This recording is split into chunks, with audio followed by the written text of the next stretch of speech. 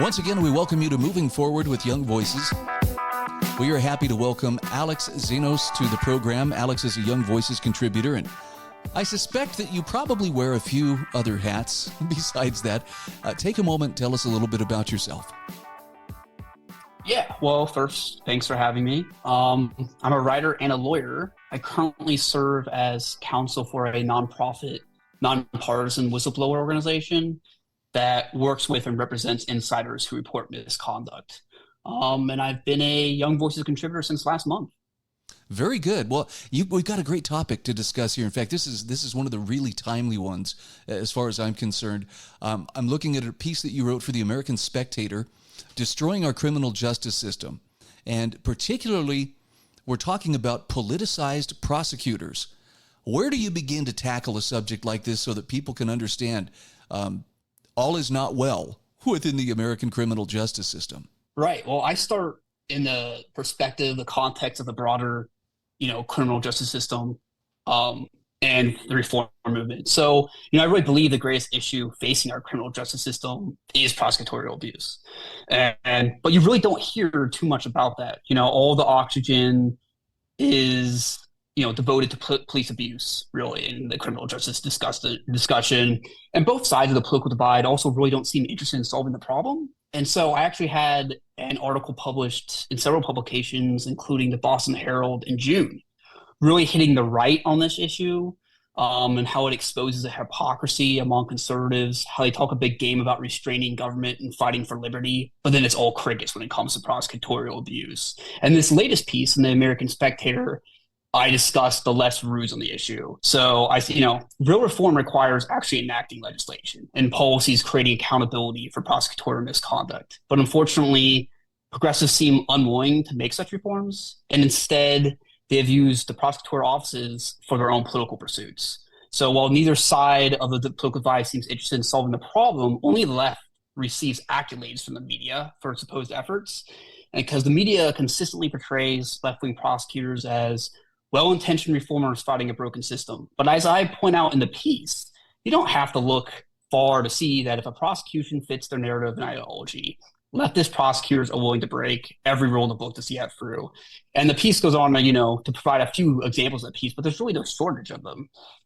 There's a clip of Kamala Harris that just, I think, surfaced within the last couple of days, but I believe she's talking to a group of law students, and she's talking about being a prosecutor, and she's describing the power that a prosecutor has. Now, some are portraying the clip as, well, she's threatening, this is what she's going to do, but I think she's actually just being factual about, with the stroke of a pen, she says, I can file charges against you, which I might turn around and dismiss in 2 weeks, but you're still going to have to stand before a court. You're going to be likely arrested. You're going to have to come up with money for a lawyer. And she's just outlining there is an immense amount of power in the hands of prosecutors.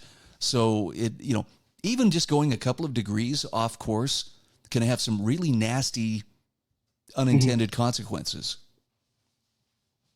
Yeah, absolutely. There's probably nobody with more power in our system than prosecutors. And there's really no check on them because they have absolute immunity. We talk a lot about, in this debate on criminal justice system and reform, about qualified immunity that police and other government officials receive. Well, prosecutors receive absolute immunity. There's really no touching them when it comes to anything involving their job. So even if they commit just obvious intentional misconduct, Brady violations, they can't be held accountable civilly. And, criminally, there's no one ever, there's been maybe 2 prosecutions of prosecutors in America. I mean, it's really that bad. And let's translate this into what that looks like. What happens to people on the receiving end of this kind of policy. You, for instance, you talk about the case of Mark Hook and his family. Tell me a little bit about what happened to him after he and his son were protesting outside of an abortion clinic. Yeah, so he's protesting outside, I believe, a Planned Parenthood clinic, and one of the workers at this clinic started harassing this activist's son. So apparently some sort of, altercation happened, and the defendant pushed this worker. Now, there's no evidence of any injury. There's no, even the progressive DA in Philadelphia where this occurred wasn't willing to bring charges. No one really was. There was a civil case brought by the person who was shoved, and that case was thrown out of court. But nonetheless, this Biden DOJ decided to bring charges under this law that's used to prevent it's basically meant to prevent harassment of abortion clinics. It's called the Freedom of Access to Clinics Entrance Act. And so they went ahead and prosecuted him and tried to put him in prison for many years, and the jury balked. He was acquitted on all charges. And I have to point out, but to get him to trial, first of all, the FBI showed up with guns in his family's face. Oh yeah, and raided his home. Oh yeah. And I mean, for what again? He was dealing drugs with El Chapo? No, he was accused of shoving a volunteer who was getting in his son's face.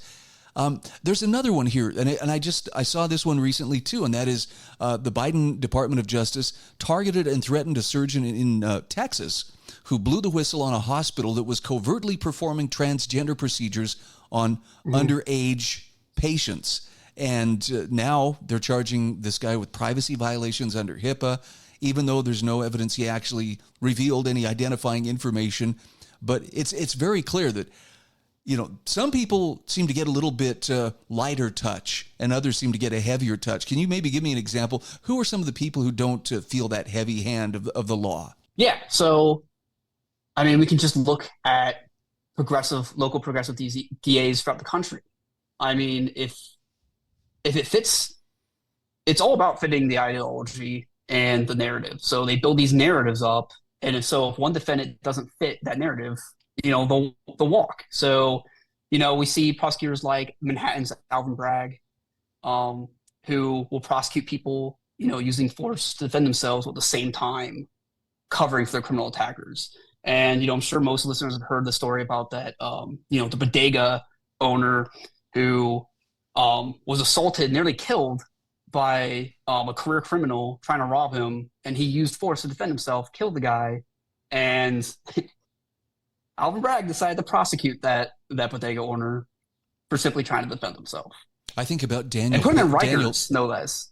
Well, I think about Daniel Penny, the guy on the subway. Yeah. When there was a passenger who apparently was just out of control, homeless man, mental illness, the whole 9 yards. But this guy had been threatening passengers for months. Apparently, there were multiple videos of him. And at one point, he was so aggressive that this former Marine Daniel Penny restrained the man, who ultimately died. And I don't think it was ever directly attributed to because of Daniel Penny's actions, but nonetheless, he got hauled in and is facing manslaughter charges. And it just goes to show you, it's like the prosecutors don't seem to be on the side of the people, at least the people who are law abiding or otherwise not within, as you put it, the right ideological camp. Right, and that's why I think this issue is so important. That we all know about the conservative failings on this issue, but no one's giving conservative prosecutors and Republicans any credit, nor should they. But on the other hand, you see these prosecutors being treated as reformists and everything, when really it's really all about politics. They're using these offices to achieve their own political ends, and you just generally speaking do not hear about it. So how do we turn this ship, or at least correct the course to where the prosecutor's office isn't so susceptible to political ambition? Right. So real reform, like I said, requires passing, actual legislation and actual, policies that hold prosecutors accountable. So what we see today in our debate is really, it's about electing who's ever prosecutor you want. So that's what the debate is. But the powers to be on both the right and the left are asking you to put their trust in their prosecutors. And what I'm saying is no, the days of blindly trusting prosecutors must end, and we have to put into place real reforms. And that, I could write an entire essay on those reforms, mandatory reporting laws, setting up independent review boards that conduct random audits. The biggest thing is probably reforming ethics rules and creating those rules that apply directly to prosecutors. The current model and state rules were largely created without prosecutors in mind. So the result is much of the job of a prosecutor falls through the cracks and remains out of the scope of ethics rules. Okay, again, we are talking with Alex Xenos, and we are unfortunately up against the clock here, Alex. Alex is an attorney and Young Voices contributor. Where can people find you on social media? Yeah, so you can find me on Twitter or X at AMXenos. That's AMXENOS. And I also have a Substack that I mainly use to alert people that I'm having something published and generally sharing things that I find interesting. And that is called the Xenos Report. Welcome back to Moving Forward with Young Voices. Hey, we're happy to welcome Nate Phipps back to the program. Nate, it's been a little while, but for those meeting you for the first time, take a moment, tell us about who you are and what you do. Yeah, I'm a professional writer in my day job. I do some email marketing, and I also moonlight doing some independent journalism. I like to write on important policy, particularly Middle Eastern politics. Well, that's getting more interesting by the second. You're going to have your hands full. I'm looking at an article that was published back in mid-July in DC Journal about the George Washington University protests earlier this year, where you talk about how those protests showed the destructive nature of anti-Israel activism. And I have to admit, I was peripherally aware that there was a lot of, pro-Palestinian, protesting going on campuses. I didn't realize that at George Washington University, those peaceful protesters were punctuating their call to free Palestine with calls to kill the university president and provost. Tell me about what was going on there. Yeah, it was really very ugly. And honestly, it's just continued most recently when Israeli Prime Minister Netanyahu came to DC. We saw more of the same. We saw monuments defaced. We saw some violence, and we saw a lot of anti-Semitic slogans being used. And the most concerning point is that it's understandable if you as an activist want to advocate for the welfare of Palestinians, but it doesn't always seem like that's what's going on. It seems almost like that's an excuse for this very destructive and violent form of protesting. Yeah, and what was funny was I remember seeing news footage of people asking some of the protesters, now tell me, why exactly are you protesting again? And there was not a few protesters who were like, well, I don't know exactly, other than it just seemed like the fashionable thing to do, which struck me as very odd, But maybe, why is that vibe, running through so many of the nation's college campuses? Well, I think that it's almost become like a spectator sport at this point, to where you back aside and you have very strong emotions, and it reflects a lot about you. And I think that it's kind of gets down to a lot of the zeitgeist of the age, to where people want to find meaning, they want to get behind something. But the problem is that they're getting behind very complicated geopolitical conflicts that are not black and white. And this is not a recreational sport. These are real lives, these are real people, and that sometimes it's better to sit and listen and try to understand all of the different aspects of a very complicated conflict like this. Yeah, you mentioned in your article, the chant from the river to the sea and so forth. And there were people who I know were taking part in these protests, and they were chanting along with that, not really comprehending what exactly does that mean. And I say that because I watched reporters ask them, can you tell me what that refers to? And they couldn't. So for the sake of those who don't know, that's got some pretty dark overtones to it, doesn't it? Yeah, absolutely. And I think that, it's a slogan with some plausible deniability. It's not clear. And that's the problem with these protests, is that a lot of times what they want are not clear. And when you look at, bigger anti-Israel activists, a lot of times they don't really actually explain what they want. And very rarely is there this clear call for, we want a healthy, vibrant society where Israelis and Palestinians live side by side, it's always very destructive rhetoric. We want to dismantle the only Jewish state in the Middle East. And, I'm totally fine with criticizing Israeli policy, but the reality is that when you're constantly attacking Israel's right to exist, those of us who are pro-Israel are busy dismantling that destructive rhetoric, that we don't have the bandwidth always to talk about real Israeli policy issues that could actually positively impact this conflict. Nate, you had mentioned in your article that sometimes the chants and so forth are just, well, they're just being anti-war, and that's how media often will report this. It takes it. They're downplaying the seriousness of this, though, in the sense that you talk about these protesters. It's like they come prepared to confront and even to initiate violence. As opposed to, they're not bringing a very peaceful demeanor to their demonstrations.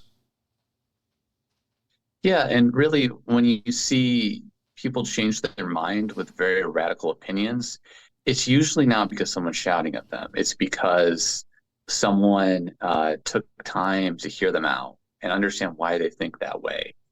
And I don't know if you're familiar with Megan Phelps-Roper, who was formerly at the Westboro Baptist Church. She, has some very extreme views.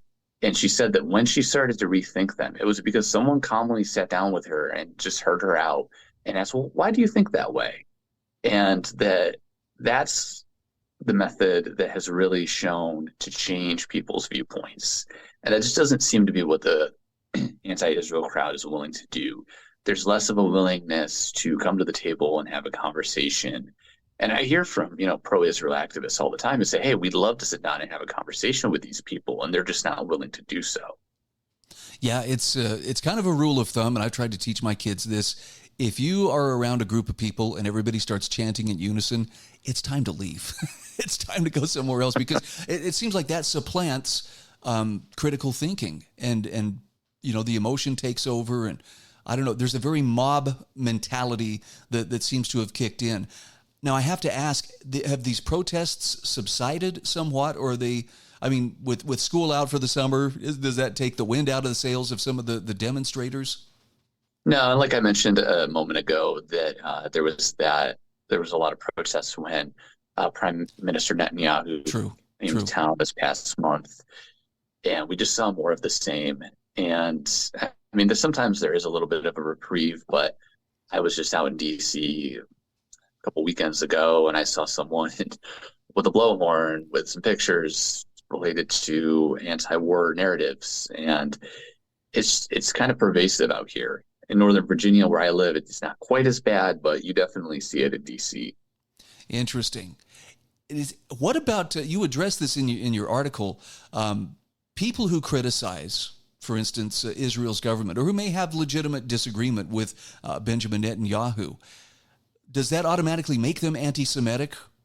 Oh, absolutely not. Israelis love to criticize the government. And I think that's the most frustrating part of this, is that it's actually making it harder for us to have a good, rational conversation about Israeli policy and how Israeli policy could be changed to make lives better for Palestinians. You never really see any movement in their community about making more jobs for Palestinians. Now, this would be more in peacetime situations, but even in the best of situations, it's about blaming Israel. And I don't see a whole lot of narrative around empowering the everyday Palestinian to have prosperity, to have a better life. It's just not there as much. Nate, as students prepare to go back to school at the end of this month, what should university administrators do to make sure that they're not enabling, the really dangerous kind of behavior? It seemed like they were acting like their hands were tied, at least in a lot of instances. What could they do better? Well, I think on the front end, they need to make it clear that, they're going to protect freedom of speech for students, but they are not going to tolerate this kind of stuff. And that needs to be made clear up front. There needs to be zero policy, no toleration for any of this nonsense. And I think a lot of the excuse is that, you see a swastika written on the side of the building, how are we going to find the person? And there actually have been times where when there's an investigation done, they're able to come to some sort of resolution. And I think we need to see more of that follow through from the university administration. It'll be interesting to keep an eye on this. And of course, with things getting more and more volatile in the Middle East, I'm sure that this is not going to be an easy fall, for anybody. Again, we're talking with Nate Phipps. He is a contributor for Young Voices. And for those who want to follow you on social media, what's the best way to go about that? Yeah, I'm on Twitter as Aviv Nathaniel, and you can also find me on Instagram as at the real Nate Phipps, and those are probably the best places to find me for now. Okay, well, listen, as things get more interesting over in the Middle East, I'm definitely going to keep you on speed dial. Absolutely, thank you. Thanks again.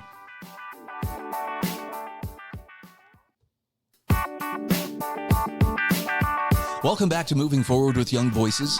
Hey, we are happy to welcome Matt Cookson to the program.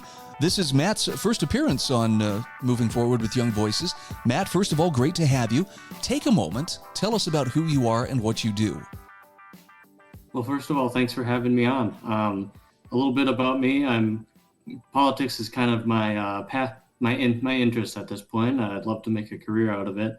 I've worked around at various think tanks and such. I've worked for the Idaho Freedom Foundation and the Heritage Foundation, and currently I'm working in the defense industry as a supply chain buyer. So I'm looking at an article you wrote for realclearpublicaffairs.com, and I'm thinking back here, was it in June when the Murthy ruling came down from the Supreme Court? And yeah. I know a lot of free speech advocates were really concerned, like, oh boy, they had a chance to correct government interference with free speech, but as you explained in this article, it was a matter of standing more so than a definitive case on the First Amendment. Bring us up to speed on what that ruling accomplished, and then let's talk about how this leaves room for Congress and the president to step up and protect free speech. Yeah, so basically what happened in this case is not a definitive decision one way or the other. And you've seen the Supreme Court kind of take this approach in some previous cases where they may not want to politicize the court is the excuse that they'll give. And so they'll avoid taking a position on a very political subject like this one.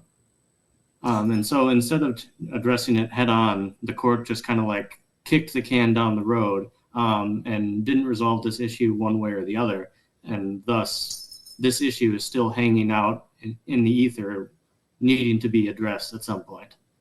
So some people will know the case formerly as Missouri v. Biden, but in Murthy v. Missouri, the problem was that the federal government may not have been directly pressuring social media companies, but it was advising them to remove content that contained alleged misinformation. Bottom line is, there were a lot of people who were finding it very hard to say what they wanted to say, and there was definitely some government pressure being brought to bear. Now, that should raise alarms for anybody who is an advocate of free speech, and hopefully that's most people. Talk to me about how, even though they didn't rule on the constitutionality, how have they left the door open for other branches of the federal government to affirm that right to free speech? Yeah, so basically, we all know that one of the first rights guaranteed by the First Amendment is the right to free speech. And so, of course, that means the government, specifically Congress, shall make no law abridging the right to free speech. And that is a very direct thing. Congress can't pass a law directly affecting free speech. However, what the Supreme Court has done by kind of skirting the issue is leaving the door open for indirect methods of censorship. And as you mentioned, what the federal government was doing, especially during the height of the COVID pandemic, was kind of this strong-arm tactic of, boy, that's a nice shop you got there, Mr. Zuckerberg. It would be a shame if anything happened to it. Right. So a not so subtle threat of, boy, you wouldn't want us to come down on you for posting mis and disinformation.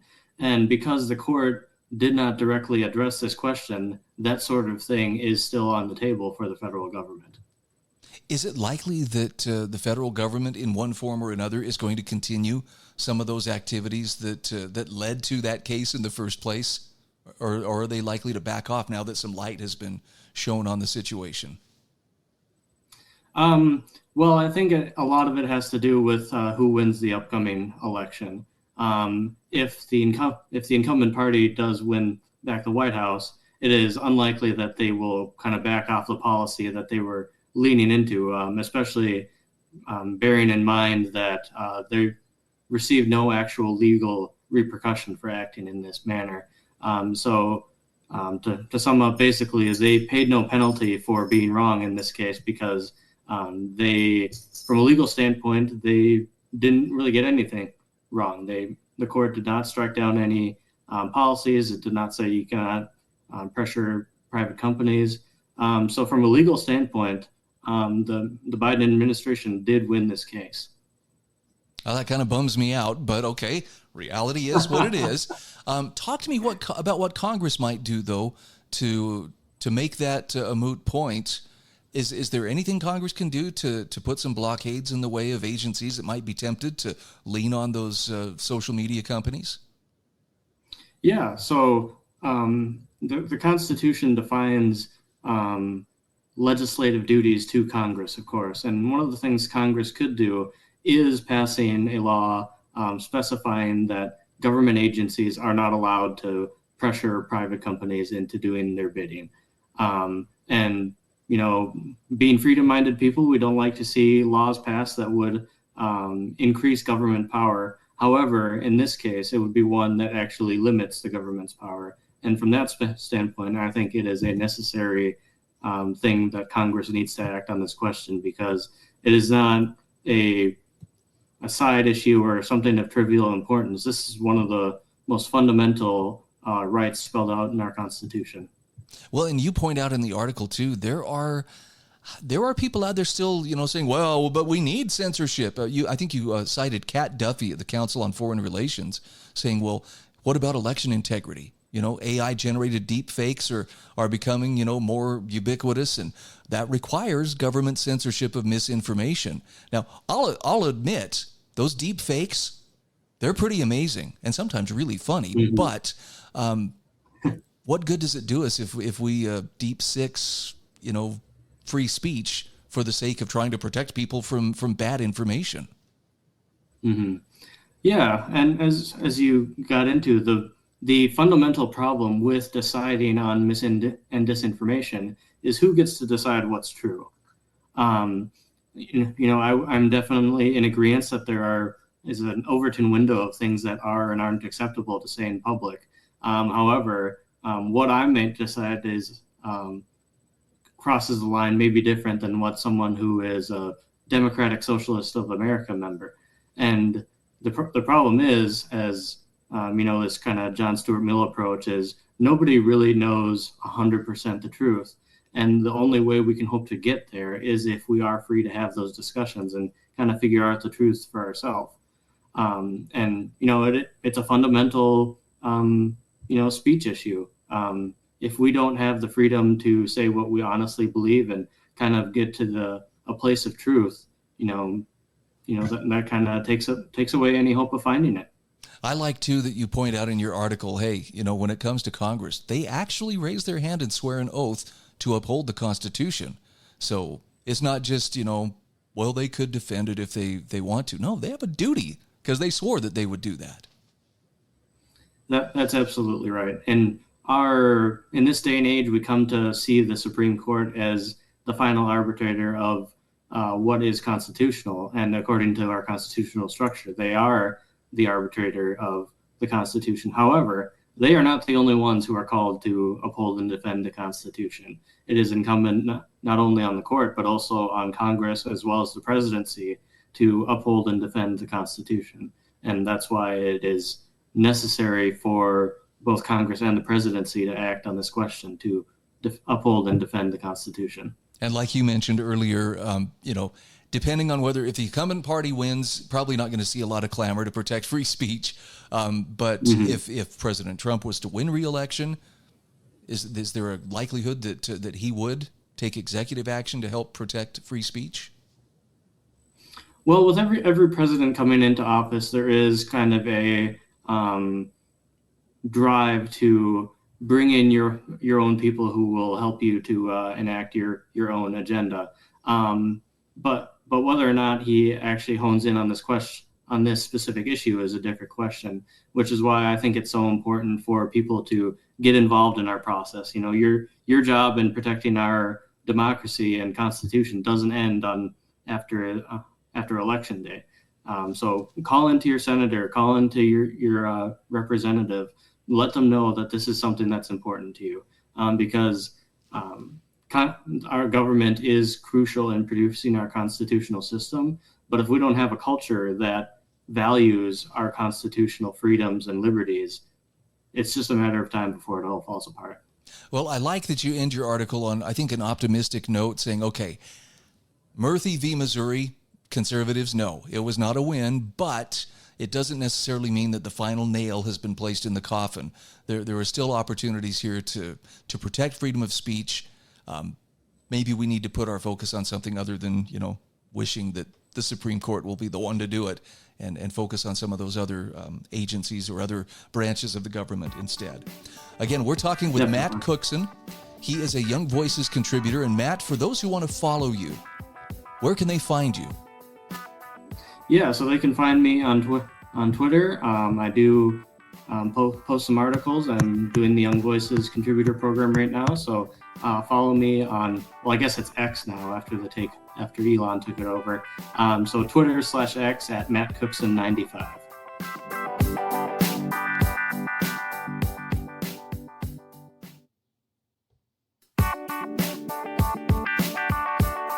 Welcome back to Moving Forward with Young Voices. This is our fourth and final segment today. Happy to welcome back to the show Daniel Dorman. Daniel is a Young Voices contributor, and Daniel, take a moment to just give us a little bit of your background before we start. Yeah, absolutely. My name's Daniel Dorman. I've worked as a legislative assistant to a member of parliament in Canada, and I'm currently the director of communications at the Macdonald-Laurier Institute, which is an Ottawa-based think tank. So I've written about a fair number of issues, including some national security issues that have risen to the fore for Canadians over the last few months. Now, I will admit, because we've had kind of our own drama going on here in the United States for the last little bit, you may have heard something about it. But I always tend to think of Canada as well, but things are they're pretty okay and, going well. I just read your article, though, about Canadian democracy is flatlining and Trudeau is asleep at the wheel. So now I'm intrigued. Tell me a little bit about some of the challenges that you are facing in Canada. Yeah, absolutely. I mean, as a quick summary, on June 23rd, the National Security and Intelligence Committee of Parliamentarians, a committee of our legislature that reports to the Prime Minister, released a very heavily redacted report. But what that report confirmed was essentially what many experts, national security experts, have called treason by members of Parliament, individuals that have acted on behalf of foreign governments against Canada's interests. Again, heavily redacted, so not names released, but a pretty scary situation. And the report confirmed perhaps some leaks that have come out over the past couple of years in Canada. So it is a sort of a longstanding issue. Particularly with interference from the Chinese government. So, wow. Yeah. I mean, treason is a pretty strong word, but talk to me a little bit about what is China's interest in Canada? Yeah, hard to know perhaps the end game, but what we certainly see are the effects, particularly in our last two federal elections, really at the federal level and across government. For example, we're seeing candidates, pro-China candidates, where buses of Chinese students are brought in to and given fraudulent papers to be able to vote in and get pro-China candidates installed with a federal party. We're seeing the skirting of election finance laws. Individuals told, if you donate this much, you'll get paid back, basically, as a way of getting around some of those pieces. So certainly an attempt to undermine Canadian democracy, to limit criticism, perhaps, of China's human rights record from Canada's parliament, and a real deterioration of that relationship as China seeks perhaps a global ambition of more control. Okay, let's bring this around to Prime Minister Trudeau. What is he doing or not doing, as the case may be? Yeah, absolutely. I mean, it's as I write in this forthcoming article, there's one particular instance in this report from the Committee of Parliamentarians in which Trudeau was briefed, I think, on 4 separate occasions by 3 different government bodies or high-level advisors, asking him to make sure that members of Parliament were briefed on the dangers of foreign interference, perhaps because there's certainly been those that have done so, intentionally, helped foreign governments, but perhaps others that are just falling victim to initiatives that they're unaware of. And after, years of these requests to the Prime Minister, he was asked why he never acted on it. And he said he thought the Parliamentary Protective Service was already doing it, which is a pretty shocking negligence, considering we're talking about, again, treason. These are not light matters. And so for him to have been so unaware and to ignore the requests from multiple government bodies is pretty sad, pretty negligent, I think. How aware of this, or how dialed into this, is the average Canadian citizen? Not enough, I think. Certainly, I think Canadians are just perhaps a bit too apathetic, a bit too trusting of government. We need a bit more skepticism. We need people to be pushing for real consequences for some of these bad actors. The report itself essentially wags a finger at these elected officials that have acted so poorly, but there's not been any legal recourse, and of course it's complicated to pursue any legal matters when there's classified intelligence involved. But there has to be something, and Canadians need to be enraged that someone that they elected to represent them represented another government instead. That's crazy. So Canadians need to be more involved. And does that start? With their voting, for instance, in nationwide elections, or is that something that can start with closer involvement in their own communities? Absolutely, because a lot of the ways in which the federal level is affected starts at the local riding level or district level, and so if Canadians were more plugged into political parties, we're more aware, we're on guard for it. We're pushing for reforms of our national security legislation. We're pushing for reforms to protect diaspora groups, because that's another whole aspect of it, is that for example, Hong Kongers in Canada or Chinese Canadians can be pushed to do things that they don't want to do by foreign governments. Yeah, absolutely. Canadians could be more involved in starting at that sort of riding or district level. And just in general, I know that, here in the U.S., it seems like Russia has loomed very large as, the arch enemy. Oh, well, yes, we're watching Ukraine, we're sending aid and so forth. There doesn't seem to be as much emphasis on China. I'm curious what the perception is toward China. Again, appealing to the average Canadian citizen. Do they look at China as a potential adversary or as a threat, or is there more of a neutral attitude toward them? I mean, I think things have changed over the last 5 years and even over the last maybe year and a half since some of these leaks started coming out of our intelligence agency.